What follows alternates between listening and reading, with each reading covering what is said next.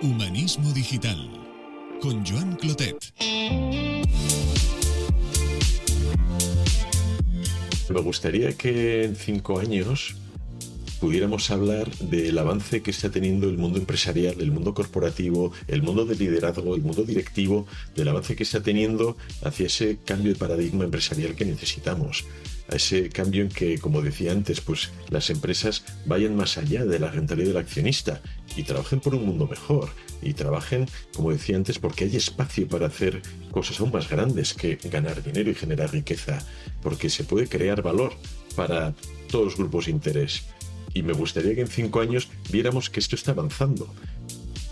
En Humanismo Digital conversamos sobre la esencia y el valor de ser humanos en el centro de un presente y un futuro cada vez más digital. Un espacio donde hacernos preguntas, compartir reflexiones sobre talento, innovación, aprendizaje, futuro del trabajo, creatividad, emociones, ética o el poder de las buenas preguntas. Muchas personas, a lo largo de su vida profesional, pueden sentir que su trabajo no les satisface plenamente. Nuestras elecciones tempranas a veces nos limitan y al entrar al mercado laboral nos vemos conectados a proyectos de forma muchas veces reactiva, intentando mantener un nivel de vida mientras nos conocemos, crecemos y buscamos ser reconocidos. Con el tiempo adquirimos mayor claridad sobre quiénes somos y qué queremos, o al menos qué no queremos, pero sin embargo, a veces nos faltan las oportunidades o quizá la valentía de arriesgar, tomar decisiones y hacer cambios. En mi opinión, estas decisiones son mucho más fáciles si las abordamos con autoconocimiento y honestidad, siendo cada vez más propietarios de nuestra carrera y de nuestra propia vida. Hoy conversaremos con Roberto Otamendi, asesor de directivos, quien tras 30 años de carrera profesional exploró sus inquietudes más profundas y evolucionó hacia un propósito mayor, siempre conectado al servicio de las empresas, los equipos y la sociedad. Hablaremos sobre propósito, valores, cultura, decisiones, cambio y también sobre su libro El Club de los Directivos Inquietos, donde comparte su experiencia. Roberto nos muestra que en las empresas se busca ganar dinero, pero también hay mucho espacio para hacer cosas mucho más significativas. En esta conversación, que espero os interese, partimos de esa mirada compartida. Hola Roberto, muy buenas tardes, ¿qué tal estás? Hola Joan, muy buenas tardes. Encantado de estar contigo, muy contento. Qué bien, pues nada, encantado yo también de compartir este ratito. Me pasa muchas veces, y si has escuchado algún capítulo reciente, soy un poco repetitivo, pero conocer a una persona a la que acabo de leer el libro es una sensación muy buena, porque digamos que te preconozco un poquito Sí. por ese libro que escribiste y me quedé con ganas de más, con lo cual pues me encanta llamar a la puerta, gracias por aceptar. Y nada, con muchas ganas de saber un poquito más de ti, de tus ideas y también pues con la vocación de que esto pueda interesar a quien nos escuche. ¿Mm? Sí, yo también lo vivo así, esta conversación que vamos a tener. Pues bueno, pues por un lado que me conozcas, por otro lado yo también conocerte un poquito más a ti y bueno, a partir de las preguntas que me puedes hacer también te voy a conocer un poquito más.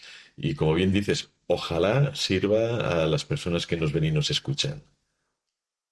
Maravilloso, Roberto. Pues oye, aquí empezamos siempre con una pregunta que siempre es la misma. Empezamos y terminamos con preguntas que son fijas en el menú. Y la primera es ¿quién eres, Roberto? ¿A qué te dedicas ahora? ¿Y qué te ha traído hasta este momento de tu vida? La verdad que es una gran pregunta para empezar porque es una pregunta muy poderosa. El preguntarte quién eres, ¿no? Quién es cada uno es una pregunta, bueno, pues que me parece de lo más interesante que cada uno puede hacerse consigo mismo. Pero déjame que empiece yo un poco por el final, ¿no? Voy a empezar por ¿a qué me dedico? ¿A qué me dedico y qué me ha traído aquí? Que eso también va a dar unas pinceladas de quién soy yo. Entonces, ¿a qué me dedico ahora? Ahora me dedico desde hace unos meses a asesorar a CEOs, a directores, a comités de dirección. Les asesoro, les guío, les acompaño. Y, y lo que me ha traído aquí, a esta actividad que llevo desempeñando desde hace unos meses, es pues un poco una carrera profesional muy amplia y muy variada que empezó hace ya 30 años, ya cuando acabé la universidad y empecé a trabajar, pues como yo había estudiado Administración y Dirección de Empresas, empecé en el entorno profesional, en KPMG como auditor financiero, luego pasé por el mundo industrial en el sector del automóvil, también en el ámbito financiero, y luego en Laboratorios CINFA, donde he estado 18 años y he tenido puestos de alta dirección, en muchos ámbitos variados, desde la parte de finanzas a la parte de sostenibilidad, que parece que está en la otra punta, a la parte de dirección de negocios y, bueno, y dirigir una unidad de negocio en Europa para Cinfa también, muy interesante.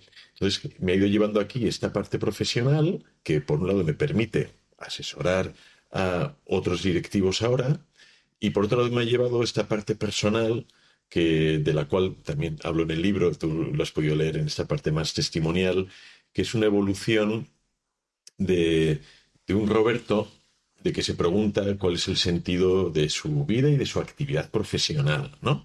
Y entonces, un poco en estas preguntas que me iba haciendo y me iba respondiendo yo a mí mismo, dije, bueno, pues, ¿para qué estoy aquí? Pues estoy pues para hacer una actividad que en ese momento dije, mm, creo que ya es de asesor, de acompañar a otros, de ayudarles y de guiarles a partir de mi propia experiencia y a partir del conocimiento que he ido asimilando para que a otros les sirva y para que a través de mi ayuda puedan hacer una buena labor en sus empresas, ¿no? Entonces, esto es a lo que me dedico, esto es lo que me ha traído aquí y en este sentido soy un poco yo.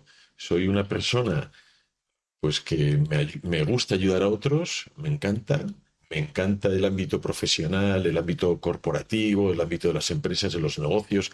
Creo que las empresas son muy necesarias en nuestra sociedad, contribuyen a crear riqueza y a distribuirla, y también creo que las empresas están para hacer algo más que solo ganar dinero, ¿no? Y entonces, bueno, en ese sentido, pues así soy yo. Muy bien. Muy bien, de hecho tu trayectoria demuestra que eres un directivo inquieto, ¿no? Tal como titulas tu libro, ¿no? El Club de los Directivos Inquietos, Mm. que publicaste con Círculo Rojo Editorial. Y yo quiero preguntarte en este punto cómo se reconoce a un directivo inquieto, cómo te reconociste tú como inquieto y luego también cómo puede alguien reconocer a otras personas como directivos inquietos. ¿Qué significa inquieto y cómo es visible? Primero para uno mismo y luego en otras personas.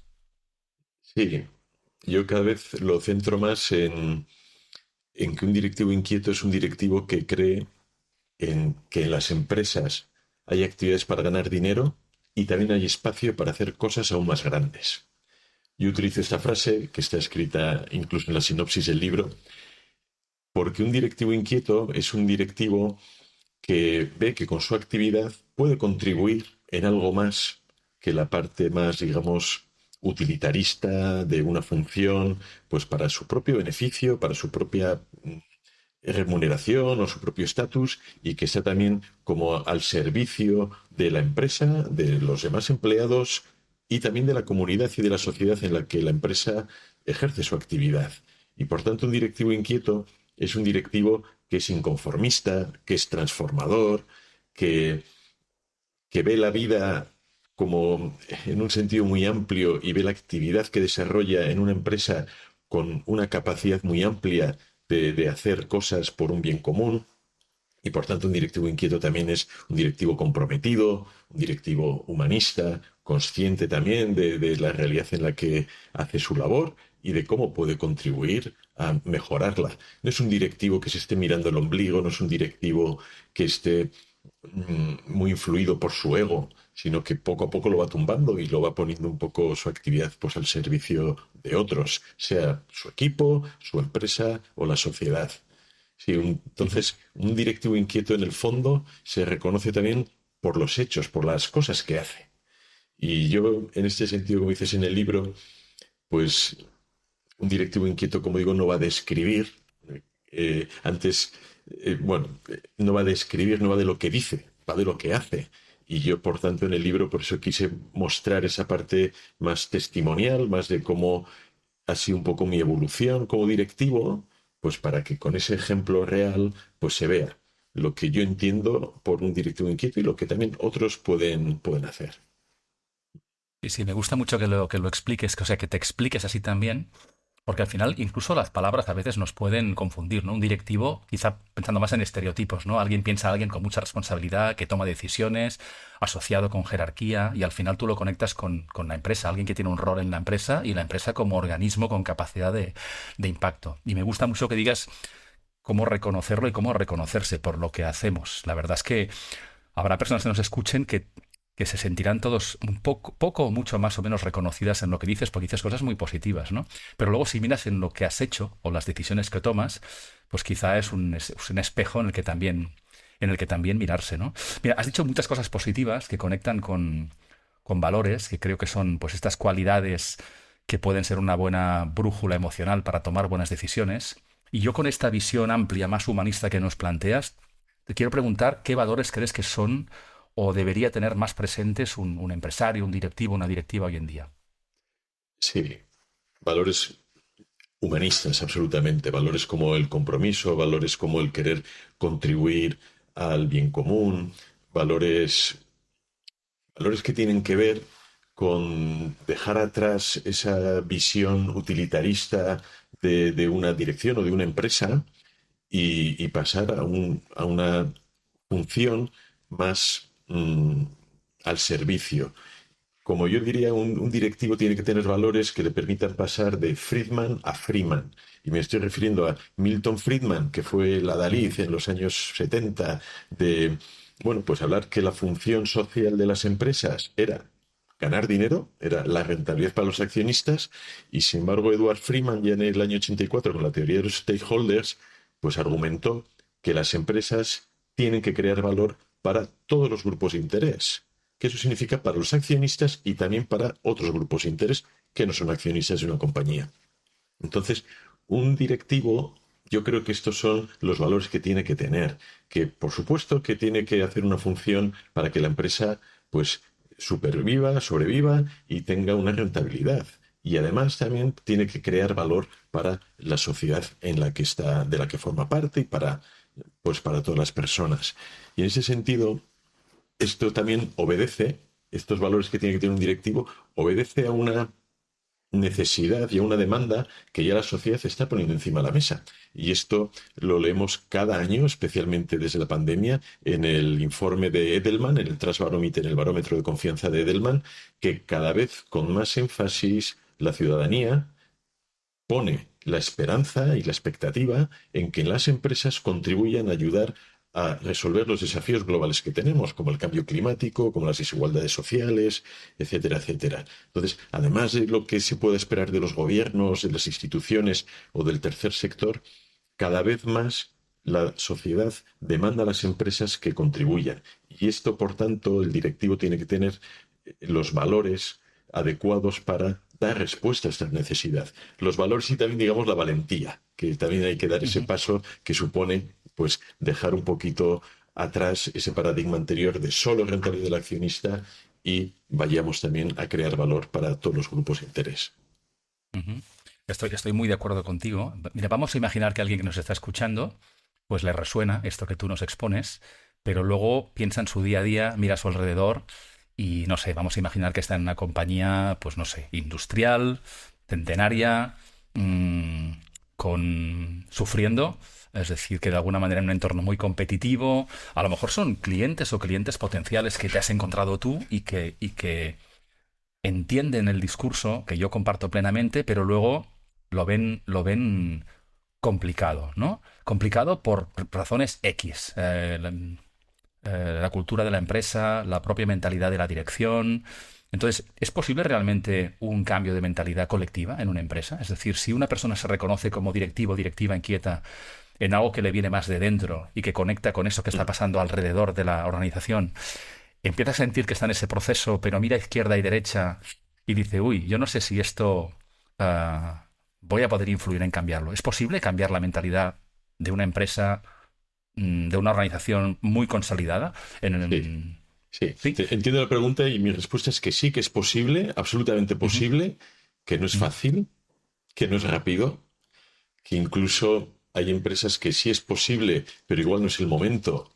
Y cuando una persona inicia esas inquietudes y esa voluntad de cambio y quizá no tiene la resonancia adecuada y por tanto es como, bueno, pues está empezando a sembrar, pero se tardará en recoger los frutos. Pero en cualquier caso, lo que yo sí creo es que, aunque haya dificultades, lo que sí tenemos que mantener es la esperanza. Además, una frase que no es mía, que la leí hace muchos años, que es mucha esperanza y pocas pretensiones. Con lo cual, mantengamos la esperanza y también, como decía Gandhi, seamos nosotros mismos el cambio que queremos ver en el mundo. Incluso en entornos difíciles, en una empresa que, bueno, pues que puede tener esa dificultad para avanzar en ese cambio de la cultura propia, pues no dejemos de hacerlo. La persona que tiene esa voluntad de cambio lo tiene que hacer para empezar por sí misma, porque si no se marchitará y acabará, bueno, secándose o quemándose. Pero, por otro lado, cuando alguien tiene esa voluntad de cambio y alguien tiene esa inquietud y la pone en manifiesto y la hace y lo intenta, eso tiene un impacto a su alrededor. Hay una influencia, cada uno tenemos una capacidad de influencia y habrá personas que sí resuenen y por tanto sean permeables y cale un poquito en ellas esa actitud que toma una persona determinada. Y eso poco a poco tiene que ir haciendo un cambio. ¿Cuándo se consigue que una empresa cambie de verdad? Bueno, yo no me atrevería a decir que eso va a ser rápido ni que eso siempre lo va a ver la propia persona que lo inicia.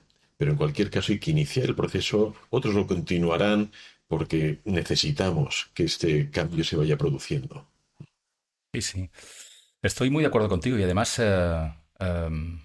decías algo que para mí es muy importante y es que seas tú y que realmente te reconozcas, te ganes el sueldo, aportes tanto como puedas aportar y influyas a tu alrededor, porque esto es contagioso y no con la expectativa de cambiar todo de manera radical, porque, no sé, conecta un poco con estilos de liderazgo. Yo siempre he pensado que cuando una persona ya tiene un cierto recorrido profesional y tiene una cierta manera de hacer por el que ha sido reconocido, pues de repente, como digo siempre, que te designen que ahora pases al liderazgo coach por designación y no tienes ni las habilidades, a lo mejor ni la sensibilidad, es muy complicado, ¿no? Entonces, la, la capacidad de liderar poniendo en valor otro tipo de capacidades es posible cuando hay liderazgos muy consolidados. Cuando una persona ya llena 10, 15, 20 años con una manera de funcionar, probablemente empapada del contexto en el que está, pero es posible realmente cambiar de manera, no sé si radical, pero cambiar gradualmente, pero cambiar. Cuando dices, oye, lo que yo he hecho está bien y además me aplauden y me pagan por ello, ¿por qué debería cambiar? Sí, es curioso, sí. Vuelvo a decir que sí es posible. Yo soy un firme convencido de la posibilidad. También, nuevamente, es difícil. Es difícil porque incluso ahí se tienen que dar al menos dos circunstancias. Uno, la propia voluntad de la persona, que algo en su interior cambie para darse cuenta, para tomar conciencia de que ese cambio que lo quiere promover activamente. Y luego, por otro lado, unas circunstancias externas que en el fondo un liderazgo trata de servir a otros. No sea la empresa, o sea el jefe, o sea tu propio equipo, que también, por supuestísimo. Y entonces, si en ese contexto a quienes sirves, a quienes das servicio, cambia, te están demandando otras cosas, otras maneras de trabajar, otras maneras de liderar, tendrás que cambiar. Con lo cual, sea por motivación interna o por motivación externa de dar respuesta, porque si no, por decirlo así, también pierdes tu capacidad de liderar, y pierdes esa autoridad moral también. Entonces, el cambio es posible. Otra cosa también es, nuevamente, como decíamos antes, la velocidad, ¿no? La velocidad a la que se puede dar el cambio. Incluso la motivación, cómo también hay que trabajar. Yo soy un firme convencido que lo que tenemos que trabajar es en facilitar el contexto para que este cambio se produzca. Y Ujú. esto es lo que realmente como directivos yo es lo que he hecho en mi vida directiva. Crear contextos, generar contextos donde este cambio se pueda producir. Porque al final es como que posibilitamos los directivos y posibilitamos que otros produzcan otras actividades, otros cambios se genere. Entonces, a una persona que tiene dificultad en cambiar, hay que cambiar el contexto para que esa dificultad vaya reduciéndose y vaya, bueno, pues teniendo con un poquito más de facilidad. Lo cual en ocasiones no sucede porque quien tiene el poder de cambiar el contexto no quiere. Ujú. Entonces, por eso también es bueno, pues es como esta posibilidad existe, se pueden cambiar los estilos de liderazgo, aunque no todas las veces encontramos las circunstancias para que así sea. Pero yo también, en cualquier caso, creo que con las nuevas generaciones, yo lo veo en mis hijos, adolescentes, pues ese contexto externo nos cambiará y por tanto, pues las empresas tendrán que ser distintas, los modelos de liderazgo tendrán que ser distintos. Entonces, bueno, esa circunstancia externa provocará que internamente las personas vayamos adaptándonos también, uno a uno. Sí, y buen ejemplo el que pones de la intergeneracional, ¿no? Porque Mm. cuando vemos un poco nuestro recorrido en lo que hemos vivido nosotros o lo llevamos puesto, pero luego vemos pues con personas con las que convivimos, nuestros hijos o personas más jóvenes, en que el mundo ha cambiado muchísimo. Y de una manera un poco más provocativa y más directa, yo diría que el mundo cambia y tenemos que cambiar con el mundo, porque si no cambiamos nos acabarán cambiando a nosotros.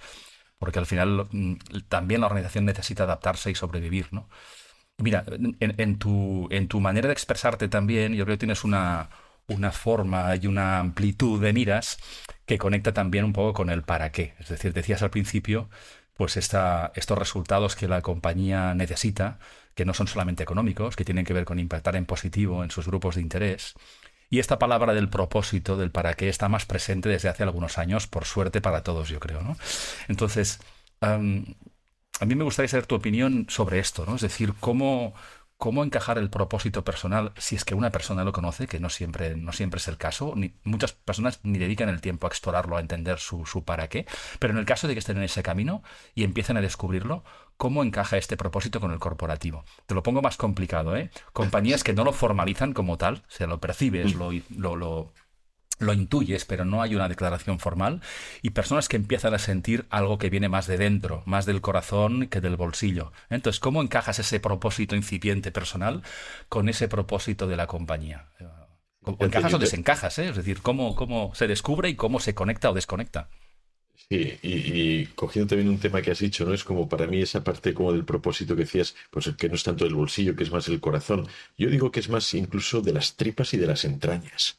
Es Ujú. porque es como el aspecto del corazón parece que es como más emocional y sin embargo, para mí, la parte esta del sentido de la vida, del propósito, de este para qué, es algo como muy de dentro. Entonces parece que Ujú. las entrañas para mí es como lo de más dentro que tenemos, ¿no? Ujú. Entonces, ¿cómo conseguir encajarlo? Y si se puede, bueno, ojalá que todas las personas tuvieran claro su para qué y cuál es su propósito personal y cuál es el sentido que quieren de su actividad y de su vida, ¿no? Yo creo que es una muy buena pregunta que nos tenemos que hacer cada uno de nosotros, ¿no? Pues ¿para qué estamos aquí? Yo sí creo que venimos a esta existencia con un propósito, con un sentido, ¿no? Con una especie de misión que tenemos que cumplir. Y cómo encajarlo, yo creo que va mucho, como bien dices, aunque no esté explicitado el propósito corporativo, va mucho de la autoconciencia, de ser uno consciente de cuál es su propósito y en el fondo cualquier propósito propio, cualquier propósito personal, los propósitos siempre trascienden de uno mismo y cualquier propósito es como un propósito elevado.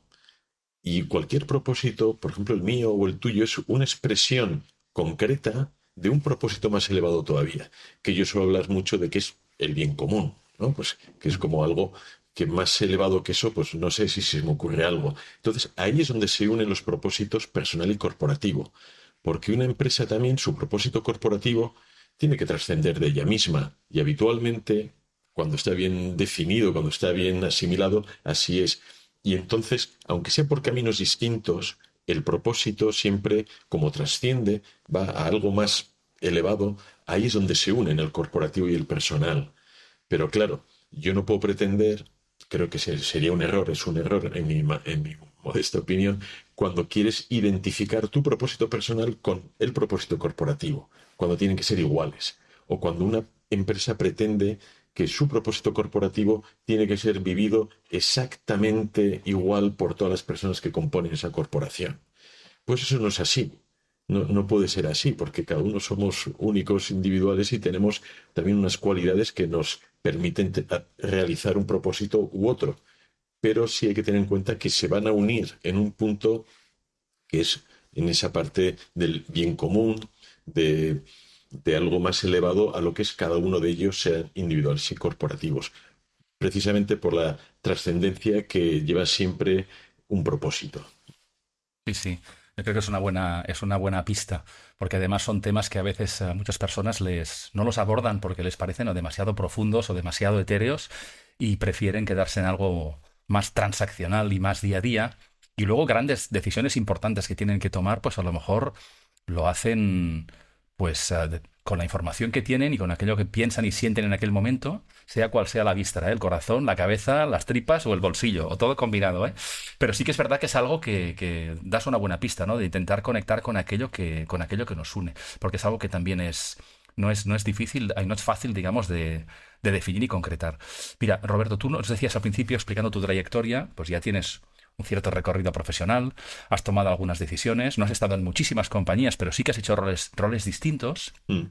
y también has tomado decisiones, y en el libro lo explicas, incluso para en cierto momento decir, oye, es el momento de volar solo, cosa que yo también hice hace pues, unos pocos años, ¿no? Para quien nos escuche que esté en esa reflexión, no sé por qué esté quizá cercano a nuestra edad o al margen de la edad que tenga, que esté empezando a pensar que le genere esa inquietud, ¿no? Que algún día quizá debería volar solo, debería volar sola.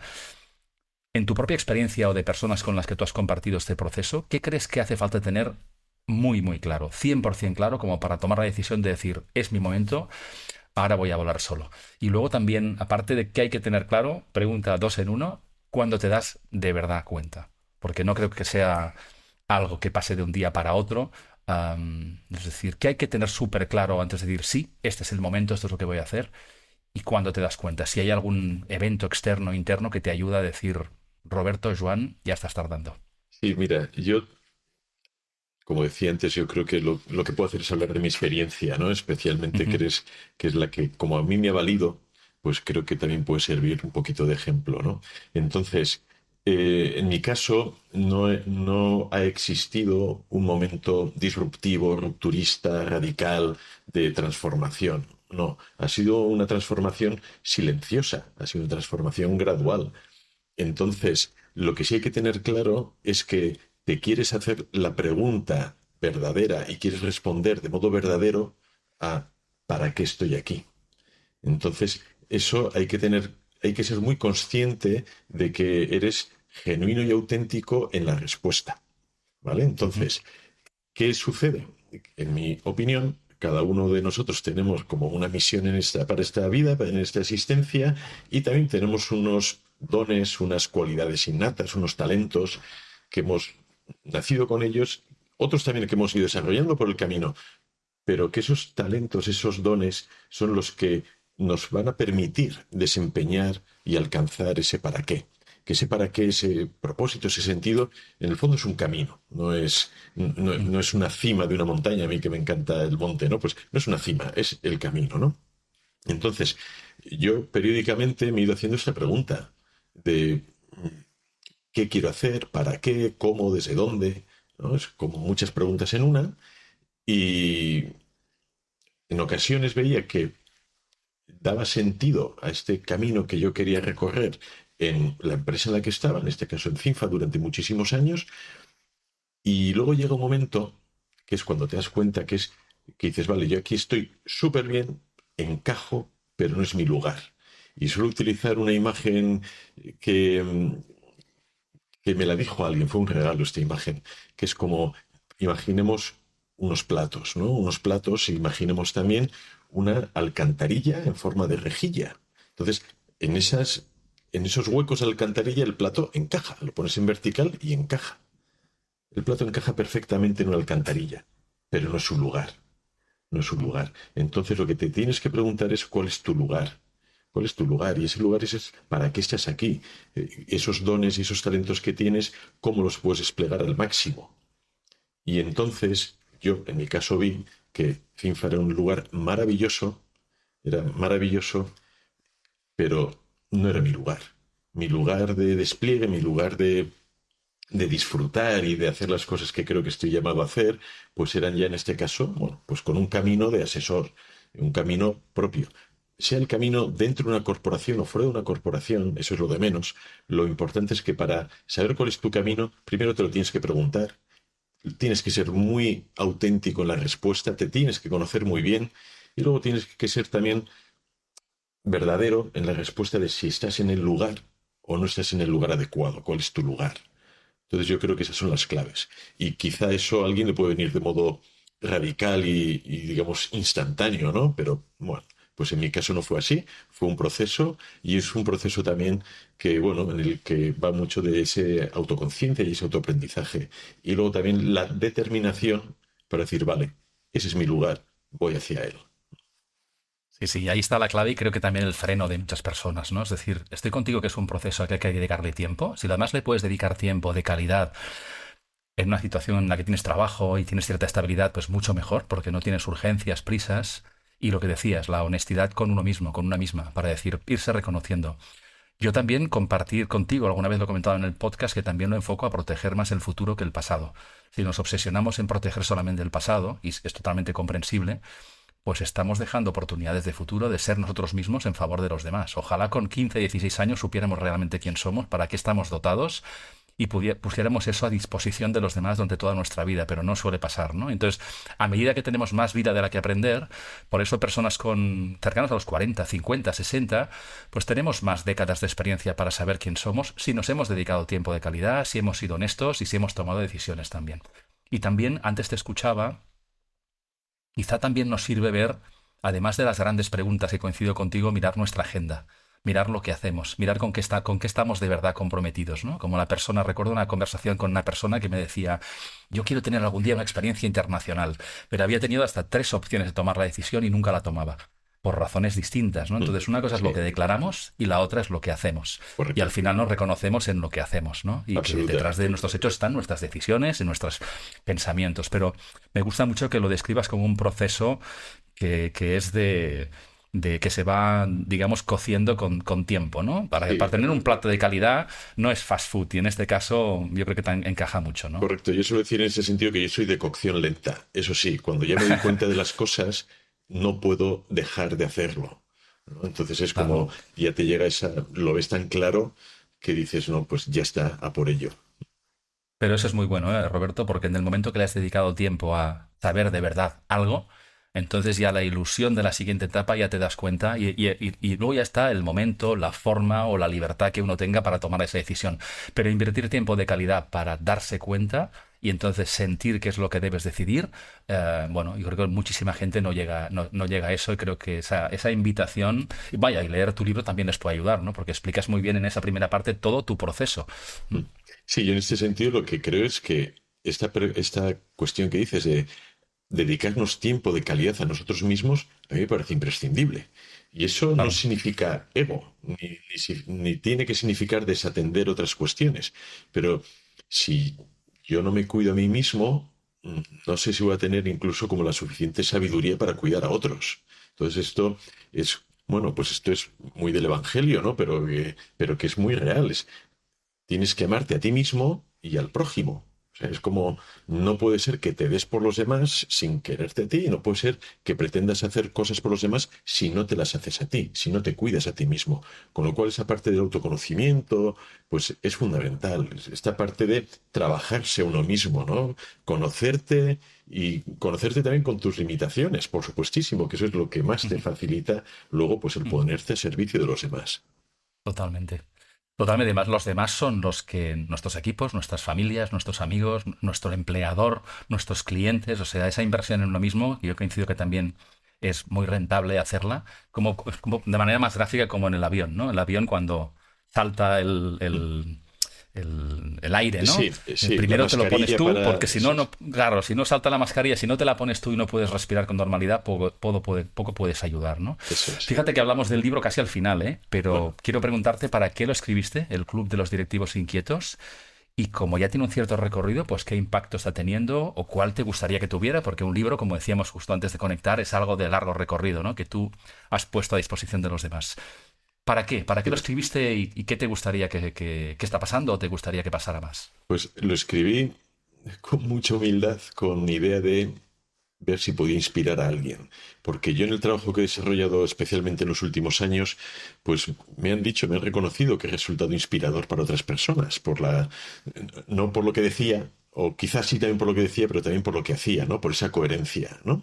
Y esa coherencia llevada al ámbito directivo, pues a veces no se ha encontrado en otras personas y se encontraba en mí, y entonces había personas que se sentían inspiradas y les facilitaba también su propia evolución, su propio desarrollo profesional y personal, ¿no? Y entonces dije, bueno, pues además me gusta escribir y dije, pues creo que escribirlo en un libro, escribir como he escrito el libro, con esta parte testimonial y con esta parte de, pues, esta filosofía aplicada que llamo también, que es primero una parte testimonial, luego también, pues, hablo un poco de mi visión, cómo entiendo yo esta labor, y luego también hablo de cómo hacerlo en la práctica, que es como ejemplos con herramientas que he ido haciéndolo yo para que otros les puedan servir. Y dije, bueno, pues escribo el libro para que alguien, con que una persona se sintiese inspirada y ayudada por el libro para hacer su propio camino, yo me da por satisfecho, ¿no? Y entonces esa era la idea del libro y claro, como dices, ya tiene un tiempo, de hecho ahora estoy con la segunda edición y de hecho va a hacer casi un año, ahora por estas fechas era un año que salió publicado. Entonces el impacto ha sido tremendo. Para mí ha sido tremendo porque no esperaba tener un impacto así. He tenido la suerte de que mucha gente de muchos países distintos se ha leído mi libro y en el libro pongo mi dirección de email y hay mucha gente que me ha escrito, luego personas más cercanas también pues he tenido conversaciones con ellos. Entonces, bueno, pues este impacto que está teniendo a mí me da mucha satisfacción porque era lo que yo esperaba del libro. Yo esperaba del libro que ayudara a otras personas a encontrar su camino, a sentirse de algún modo ayudadas por el libro, pues viendo un ejemplo de que, bueno, pues que se puede, como decía, yo creo mucho en la posibilidad, en el poder es posibilidad. Entonces, hay gente que sí se ha sentido ayudada y por tanto digo, bueno, pues objetivo cumplido. Este impacto es maravilloso. Qué bien. Primero, felicidades y después, fíjate, remarcar escuchándote que estás hablando del propósito, del para qué de tu libro. A veces el para qué vital es más complicado, pero cada proyecto, cada decisión, especialmente las que requieren cierto esfuerzo, energía, tiempo que no vuelven, pues el para qué. Y el para qué, si solo que una persona se sienta inspirada, se conecte con con el momento en el que está y le puedas ayudar, pues yo creo que un gran logro, ¿no? Los libros no Eso es siempre, mucho, eso es siempre que mucho, escribes sí. libros te preguntan qué tal vas, cuánto has vendido y tal, y a lo mejor, pues a lo mejor el tema de vender, sí, hace ilusión vender libros, obviamente, ¿eh? Pero llegar de verdad a las personas que con vocación, bueno, conectar con tu para qué, yo creo que es maravilloso, así que enhorabuena. Sí, pues muchas Roberto, gracias. te haría muchas más preguntas, pero por una cuestión de tiempo te haré la penúltima, por decirlo así, que te decía al principio, primera y última son las mismas, Sí. y es de qué te gustaría que habláramos tú y yo dentro de 5 años. Bueno, pues yo, Joan, contigo hablaría de muchísimas cosas, porque vamos, disfruto mucho conversando como tú, pero me gustaría que en 5 años pudiéramos hablar del avance que está teniendo el mundo empresarial, el mundo corporativo, el mundo del liderazgo, el mundo directivo, del avance que está teniendo hacia ese cambio de paradigma empresarial que necesitamos. A ese cambio en que, como decía antes, pues las empresas vayan más allá de la rentabilidad del accionista y trabajen por un mundo mejor y trabajen, como decía antes, porque hay espacio para hacer cosas aún más grandes que ganar dinero y generar riqueza, porque se puede crear valor para todos los grupos de interés. Y me gustaría que en 5 años viéramos que esto está avanzando, porque ahora mismo está avanzando. Antes hablabas de que desde hace unos años es más habitual hablar del propósito. Cada vez también es más habitual hablar de crear valor para todos los grupos de interés y no solo para los accionistas. Estamos avanzando. No sé si vamos a llegar a correr, a galopar, pero bueno, pues por lo menos que este trote continúe, que avancemos y ojalá en 5 años seamos capaces de mirar hacia atrás y digamos, efectivamente, hemos avanzado, aún queda camino, siempre quedará camino, pero lo estamos consiguiendo y las empresas están contribuyendo pues a mejorar esta situación climática que tenemos, están contribuyendo a solucionar las desigualdades sociales y, bueno, y de algún modo están en esa conversación fluida con su entorno al que también le dan respuesta. Genial, ojalá que sea así. Desde luego, pues tú pones tu parte, yo intento poner la mía. Creo que tu libro es parte de ello y confío que esta conversación aportará también su granito de arena a quien nos quiera dedicar su tiempo. Roberto, pondremos las notas de tu libro en las notas del programa, pero quien quiera saber más de ti y te descubra hoy, ¿qué más referencias le ponemos en las notas del episodio? Vale, pues bueno, pues referencias muy sencillitas como mi página web, que es robertotamendi.com. También estoy en LinkedIn, ahí me pueden buscar. El que quiera contactar conmigo, el que quiera saber sobre mí, En el libro está mi propio email, yo también lo digo aquí, es otamendi.roberto@gmail.com. Me encanta conversar, me encanta aprender de otras personas, me encanta ayudar. Y por tanto, bueno, pues el que quiera saber más de mí, de lo que hago, pues por ahí me puede seguir. Escribo una newsletter en LinkedIn. Más de una persona me está ya empezando a decir, oye, ¿y cuándo el segundo libro? Bueno, pues ya veré, pero también pues llegará el día en el que quizá aparezca ese segundo libro. Sí, entonces, bueno, quien quiera saber y contactar, pues como digo yo, mi puerta o los medios están siempre disponibles. Genial, genial, Roberto. Se nota en esta conversación, se nota cuando alguien te lee también. Y nada más, agradecerte la fluidez de esta conversación. Espero que la hayas disfrutado, que las personas que nos escuchen también lleven alguna idea, alguna reflexión que les sea útil en el momento personal, profesional en el que están. Pero yo por la parte que me toca, pues nada, agradecerte este tiempo compartido y también todas las ideas que creo que son de mucho valor. Muchas gracias a ti, Joan. Yo también he disfrutado muchísimo la conversación. Como siempre, es una pena que las conversaciones terminen, pero bueno, ya habrá otra. Ojalá el siguiente sea presencial. Esto sin duda depende de nosotros, como decimos siempre, así que a partir de hoy ya quedamos conectados para la siguiente. Y espero que no pasen 5 años, depende de nosotros. Muy bien, Joan. Genial, Roberto. Muchas gracias. Muchas gracias. Hasta pronto. Hasta pronto. Bien, pues llegamos al final de un episodio más, el número 77, acercándonos ya al inicio de una quinta temporada en la que se me acumulan las personas interesantes y los temas sobre los que vamos a conversar. Compartid este episodio en vuestras redes si pensáis que puede interesar a más personas y os invito también a explorar otros episodios y visitar mi casa digital joanclotet.com si queréis saber más sobre mí o mis invitados. Volveremos bien pronto con nuevas personas y conversaciones de interés. Hasta entonces, gracias por acompañarme en el camino.